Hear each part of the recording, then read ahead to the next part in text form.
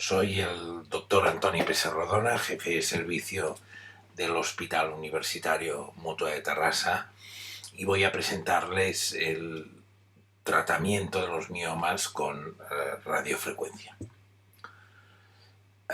Clásicamente, los ginecólogos hemos utilizado procedimientos exeréticos para tratar los miomas.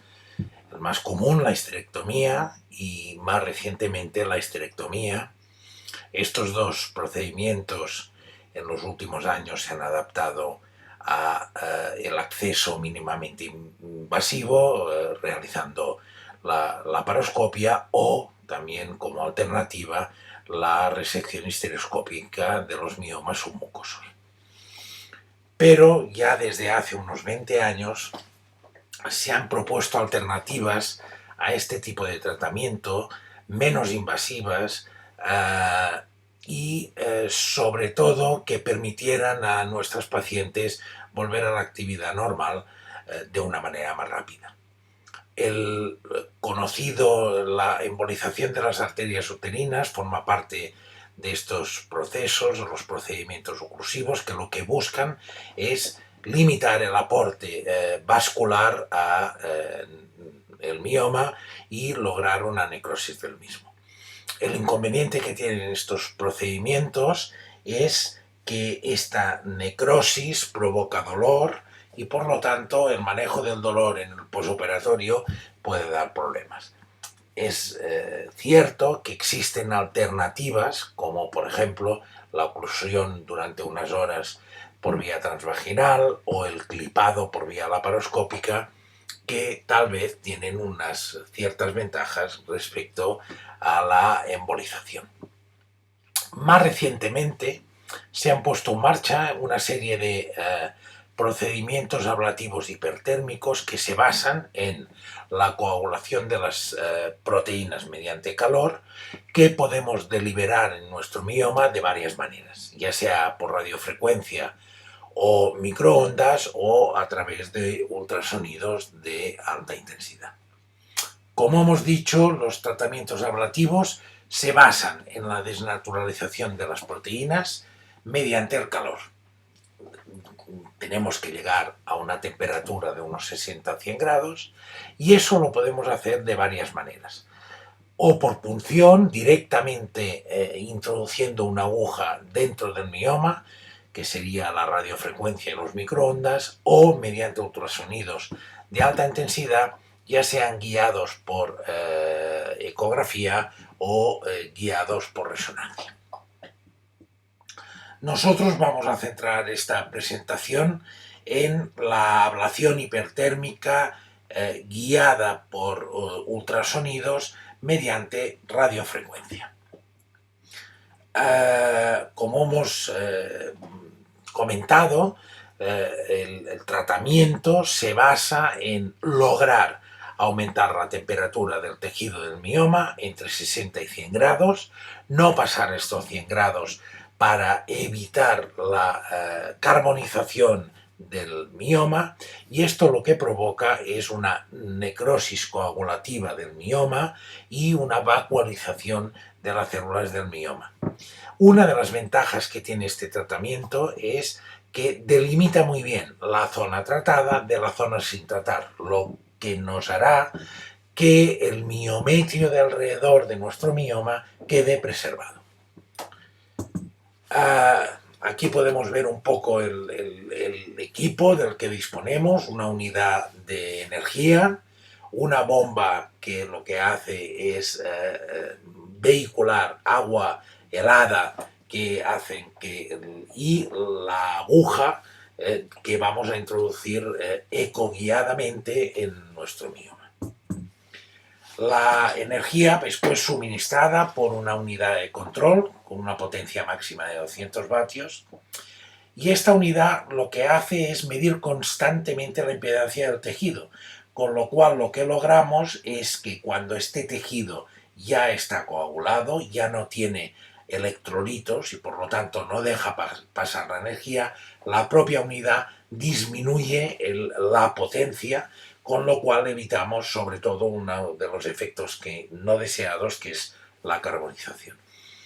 Otra de las cosas que permiten esta unidad es refrigerar la aguja con un flujo continuo de agua helada que evitará tanto la carbonización en la punta de la aguja como que esta aguja se caliente y pueda provocar una lesión en tejidos circundantes, lo cual no nos interesaría.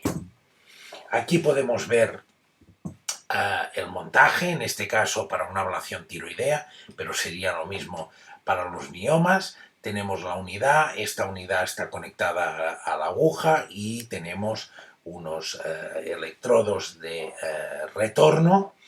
Normalmente utilizamos uno o dos electrodos de retorno, dependiendo un poco del tipo de tratamiento que tengamos que hacer, y la bomba de infusión de agua helada que refrigerará todo este montaje.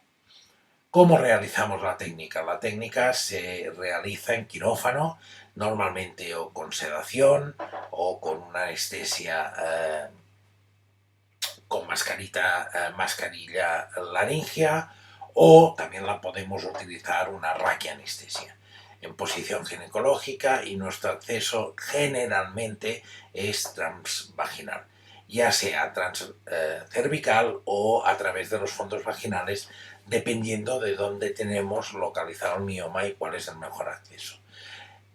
Con este equipo también podemos realizar, evidentemente, el abordaje transabdominal y, si hiciera falta, el abordaje translaparoscópico. Como podéis ver, aquí tenemos las diferentes opciones de abordaje. Se ha descrito pues tanto un abordaje laparoscópico con control ecográfico, abordaje transabdominal, abordaje transcervical y abordaje transvaginal. Es muy importante conocer el instrumental que utilizamos. Realmente, de la aguja, solo la parte final es la parte activa. Y tenemos varias opciones. Tenemos desde partes activas de 1 centímetro hasta partes activas de 4 centímetros. Dependiendo, y ya lo veréis después, del tipo de técnica que utilicemos y del mioma que tengamos que tratar, pues podemos adaptar los terminales a nuestras necesidades. Siempre tenemos que tener en cuenta que el óvalo de ablación va a estar como máximo a medio centímetro en la punta. Como veis en el siguiente esquema, en la punta de la aguja tenemos que mantenerla a medio centímetro del límite del mioma, porque cuando deliberemos la energía, al final lograremos llegar a un óvalo que nos trate hasta esta distancia. Tenemos varios métodos para tratar los miomas. El que nos gusta más, el más utilizado, es el moving shoot, que se trata de pinchar con la aguja hasta lo más lejos que podamos del mioma y ir haciendo zonas de ablación retirando la aguja. También podemos utilizar el modo continuo. La aguja está fija, no se va a mover, la dejamos a medio centímetro, como hemos hablado, del límite del mioma, y la aguja va a provocar un óvalo, como hemos dicho, dependiendo de la longitud de la zona activa. ¿Cómo controlaremos este tratamiento? Por un lado, lo controlaremos por ultrasonido con los cambios en la escala de grises. Cuando logramos zonas hiperecogénicas, sabemos que estas zonas están tratadas. Otra manera de tratarlo es utilizando el contraste ecográfico ZEUS, que lo que hace es demostrarnos que el contraste no entra dentro del mioma. Esto es una técnica muy fina y que permite el control intratratamiento. Y evidentemente post-tratamiento podemos utilizar la resonancia magnética, que utilizando contraste con gadolinio también nos va a permitir delimitar perfectamente la zona tratada, que es la zona completamente oscura donde no entra el gadolinio y esto nos va a permitir un control muy estricto del área tratada. Vamos a ver un ejemplo de técnica continua. Aquí podéis ver 4 fotos de diferentes momentos del tratamiento y veamos que cada vez el área tratada va aumentando. Aquí no movemos la aguja y hasta lograr el óvalo de ablación. Esto es un caso nuestro, una paciente con un mioma submucoso transmural, llega prácticamente a la serosa del útero de unos 5 centímetros. En esta paciente se utilizó la técnica del moving shoot. Aquí podemos ver un vídeo, la delimitación del mioma. Primero realizamos un Zeus, en este caso es un mioma muy vascularizado. Fijaros que primero entra el contraste en el mioma que en el resto del útero y procedemos a pinchar y a hacer la primera zona de ablación. Fijaros que esta zona de ablación es rápida. Cuando logramos los cambios de grises movemos la aguja y seguimos con una zona al lado. Y lo mismo hacemos en una tercera fase. Se trata de ir tratando todo el mioma para lograr una ablación. Y esto es el Zeus que realizamos en medio del tratamiento. Aún tenemos una zona periférica no tratada y lo que haremos es, una vez localizada esta zona, volverla a tratar. Aquí podéis ver que estamos en una zona más posterior con el cambio de grises, y este es el aspecto final después de realizar el contraste con una ablación completa del mioma.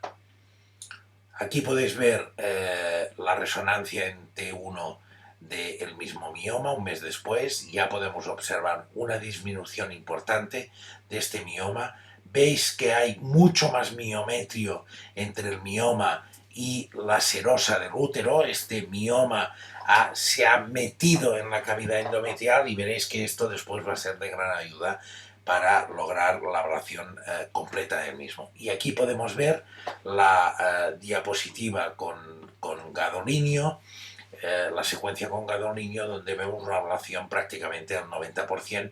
Podemos ver una zona de semiluna en la parte posterior que no ha quedado totalmente tratada.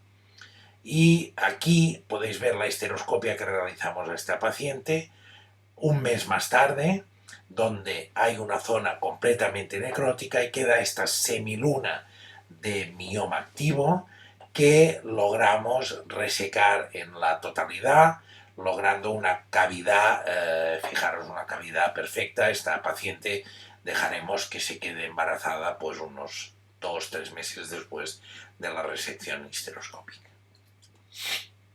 Les presento otro caso. Este caso es una paciente perimenopáusica que se presenta en nuestro hospital con unas metrorragias importantes, con una hemoglobina de 6 y con un pequeño mioma submucoso importante. Inicialmente la tratamos con esmia, con acetato de ulipristal, para parar la hemorragia, y seguidamente se sometió a un tratamiento con radiofrecuencia. Aquí pueden ver el contraste ecográfico previo al tratamiento. Este es un mioma que, al revés que el caso anterior, primero se llena el útero, pero el mioma tarda más, o sea, es un mioma de baja vascularización. Y aquí en la segunda ecografía pueden ver la ecografía post-tratamiento, post-ablación, ya no entra nada de contraste en el mioma, por lo tanto hemos logrado una ablación completa. Y aquí pueden ver la resonancia con esta zona donde no entra el gadolinio, con una ablación completa. Esta paciente está absolutamente asintomática, ha tenido ya menstruaciones y las menstruaciones han vuelto a la normalidad. ¿Qué tratamientos complementarios podemos realizar? Porque a veces nos vamos a encontrar con miomas que no son como los que he presentado, de 5 o 3 centímetros, que son relativamente fáciles de tratar, nos podemos encontrar con miomas mucho mayores.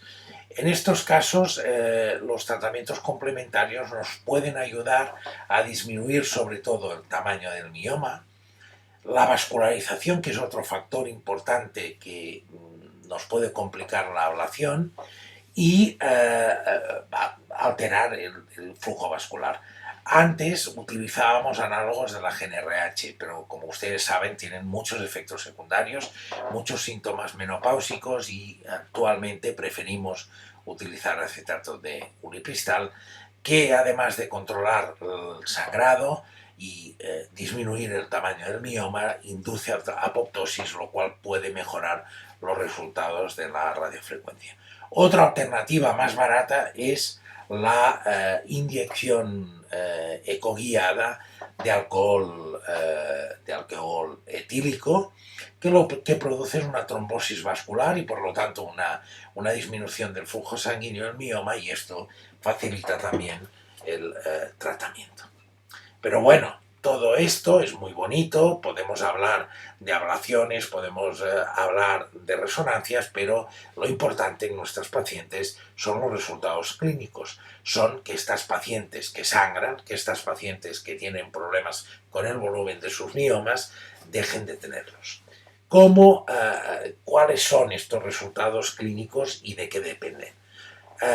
Nuestra experiencia en la ablación de miomas con ultrasonidos de alta intensidad, nosotros tenemos una serie de más de 600 casos de miomas tratados con ultrasonidos de alta intensidad guiados por ecografía. Sabemos que el resultado clínico básicamente depende de la cantidad de mioma que hayamos sido capaces de eliminar, de coagular. Y eso lo podemos objetivar con una fórmula que es el tamaño del mioma previo respecto al tamaño de la ablación. Y eso es lo que nosotros le llamamos volumen no perfundido. Zona del mioma donde no llega vascularización. A mayor volumen no perfundido, a mayor ablación, mejores resultados clínicos. Y aquí les enseño esta gráfica. Esta gráfica está hecha con pacientes con ablación por ultrasonidos, pero que sirve para cualquier tipo de ablación, que lo que demuestra es que necesitamos como mínimo una ablación a partir del 85% del volumen total de mioma para lograr unos resultados clínicos buenos, que estén por encima del 90%. Por lo tanto, nuestro objetivo va a ser una ablación lo más importante posible, entre el 85 y el 90 o 100%. Y vamos a ver un poco las series que hay publicadas. Esta es una serie china y aquí básicamente pueden ver dos cosas. Una, la disminución de la severidad de los síntomas a 12 meses y el aumento de la calidad de vida de estas pacientes. Y otro efecto, aunque no es el efecto que nosotros perseguimos que las pacientes no tengan reglas abundantes, no tengan síntomas, no que disminuya el mioma, pero a la vez logramos esto. Y fíjense aquí que a 12 meses prácticamente hay una disminución entre el 80 y el 85% del volumen de estos miomas. Por lo tanto, logramos el efecto clínico y el efecto de disminución del mioma. Y más importante para mí es este estudio. Este es un estudio randomizado, controlado y donde se compara la radiofrecuencia con la miomectomía laparoscópica, la radiofrecuencia laparoscópica con la miomectomía. ¿Y qué podemos ver ya a 2 años, a 24 meses? Pues lo que podemos ver es que la radiofrecuencia es igual de efectiva tanto en el control de síntomas como en la mejora de la calidad de vida que la miomectomía laparoscópica. Pero tenemos una gran ventaja. La radiofrecuencia la vamos a hacer ambulatoriamente, no hay riesgo de sangrado, hay muchas menos complicaciones, por lo tanto, Este estudio lo que sugiere es que hay una equivalencia, tanto en seguridad como en eficacia de la radiofrecuencia, comparándola con el estándar, que es la miomectomía laparoscópica. Este mismo grupo no ha publicado, ha presentado este año en la AGL en Estados Unidos sus datos a 3 años, comparando pues la misma serie, y fijaros que la mejora de la calidad de vida es superponible y muy importante. Los síntomas disminuyen más de un 50% y la satisfacción de las pacientes es equivalente con las dos técnicas.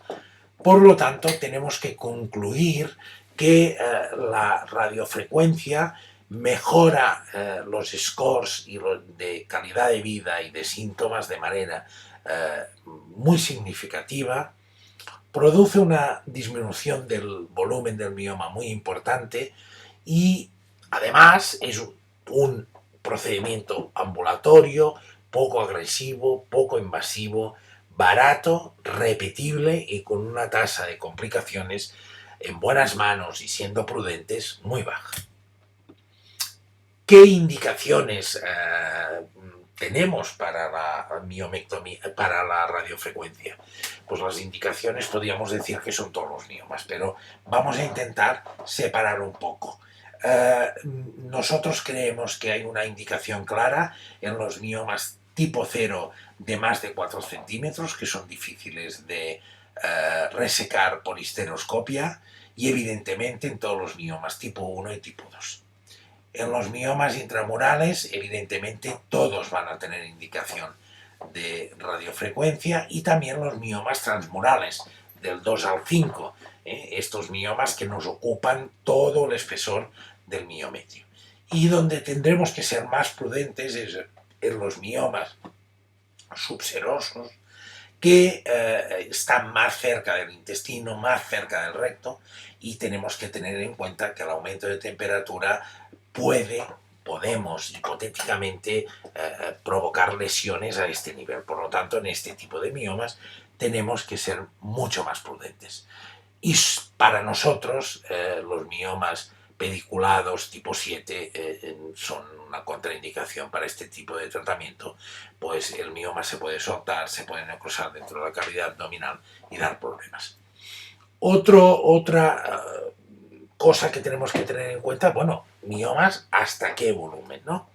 Y aquí les he puesto 4 estudios, uno más antiguo de Brucker, de 25 casos. Fíjense que tienen una media de 6, pero llegan a tratar miomas de casi 19 centímetros. El estudio de Bongers, donde limitan los miomas que tratan a 5 centímetros, pero se lo he puesto porque es un número importante de casos y para que vean que hay una mejoría importantísima de los síntomas y una reducción de los miomas muy importante. Más recientemente se han publicado 2 estudios más, este de Brollman, donde la media de los miomas es más baja, hasta 7 centímetros, pero también con unos resultados clínicos muy buenos, y solamente un 8% de las pacientes no responden al tratamiento. La reducción de los miomas también es importante. Y por último, este estudio de Lee de este año, con 34 pacientes, esto también se ha presentado este año en la AGL, con un tamaño medio importante, un tamaño medio de 9 centímetros, estamos hablando de miomas muy grandes, y con una curación elevada del 80%, una mejoría del 17% y solo un 3% de pacientes que no mejoran en sus síntomas. Fíjense que aquí la reducción de tamaño del mioma es mucho más baja. Esta es también nuestra experiencia en las pacientes que hacemos ablaciones por ultrasonidos. Cuanto más grande el mioma, menos reducción, porque es más difícil que se reabsorba. Bien, hemos hablado de que esta es una técnica muy segura, pero no dejamos de utilizar una aguja que se calienta a 100 grados, y evidentemente si esta aguja está colocada en una vejiga, en un intestino delgado, en un recto, va a provocar una quemadura a este nivel. Por lo tanto, tenemos que ser muy prudentes, localizar siempre la punta de la aguja, saber dónde la tenemos, ver que no estamos pasando a través de vejiga, a través de recto, a través de un asa intestinal, porque si no podemos tener problemas y podemos tener problemas graves. Aquí les presento un caso de una fístula rectouterina provocado por una radiofrecuencia. Por lo tanto, no es un procedimiento que esté exento de tener problemas. Si lo hacemos de manera regulada, con tiento y siempre controlando la aguja, es difícil que tengamos problemas. Pero si no utilizamos estas seguridades, podemos tener problemas graves.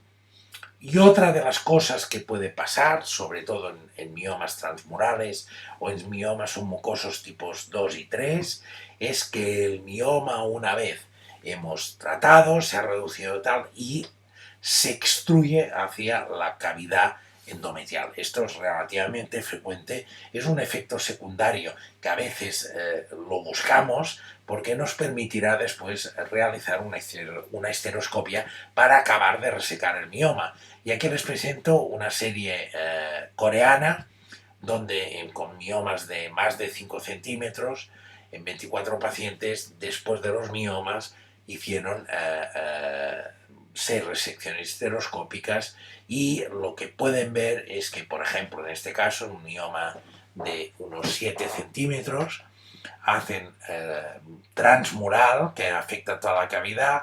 Aquí ven la resección, el mioma necrosado y una restitución a Tintelgum al fin, después de hacer la radiofrecuencia y la histeroscopia para acabar la resección. Aquí les muestro un vídeo de un caso nuestro donde, ya lo han visto antes, resecamos el mioma. ¿Qué tenemos que pensar en los pacientes que tienen deseo gestacional, tienen miomas y quieren someterse a este tipo de tratamiento? Aquí les muestro un poco la experiencia es corta. Me voy a centrar en esta revisión sistemática de Kearns de este año, 20 gestaciones, de las cuales solo un aborto espontáneo, 7 abortos electivos, porque la mayoría de estos embarazos se dieron en series donde no se preveía el embarazo, fases 2 y fases 3, pero fíjese que de las 11 gestaciones a término, la mayoría acabaron bien, sin ningún problema. Y les presento nuestra experiencia con gestaciones post-ablación hipertérmica con HIFU. Nosotros tenemos 43 pacientes que quedaron embarazadas, con 51 embarazos. Tuvimos 8 abortos, un 17%, es una cifra un poco más alta que la población general, pero se trataba de un grupo de pacientes de más edad. Y fíjense que de los 38 embarazos que llegaron a término, 30 parieron por vía vaginal sin ningún problema, el 79%, y 8 fueron cesáreas por desde nalgas a otros problemas que nada tenían que ver con el tratamiento previo con ablación hipertérmica. Y por último, quiero hablarles un poquito del tratamiento de los miomas y la fertilidad, porque cada vez nos encontramos con más pacientes portadoras de miomas que tienen una edad 35, 38, 40 años, que aún no tienen embarazos y que quieren un tratamiento conservador. Y entonces la pregunta principal es, ¿podemos tratar a los pacientes con miomas sintomáticos sin afectar la fertilidad? Y además, ¿en qué grupo de pacientes con miomas el tratamiento con radiofrecuencia o con ablación puede mejorar la fertilidad y disminuir las complicaciones durante la gestación y parto? Vamos a analizar un poco esto. El impacto de los miomas en la gestación y parto es bien conocido. Los miomas disminuyen la tasa de gestación, la tasa de aborto, aumentan las complicaciones en el embarazo, el parto prematuro, la ruptura prematura de membranas, la placenta previa, etc. Y complicaciones durante el parto también se aumentan, como son más cesáreas, más hemorragia postparto, más transfusiones. vamos a ver un poco cómo impactan los miomas. Todos los miomas impactan de la misma manera en los embarazos. Pues no. Los miomas submucosos tienen un impacto muy importante y esto queda muy claro. Disminuyen la tasa de gestación, la tasa de implantación y el número de nacidos vivos y aumentan de manera importante los abortos. Pero en cambio los miomas intramiometriales o los miomas más periféricos no tenemos tan claro que tengan un impacto tan importante. Vamos a analizar un poco más.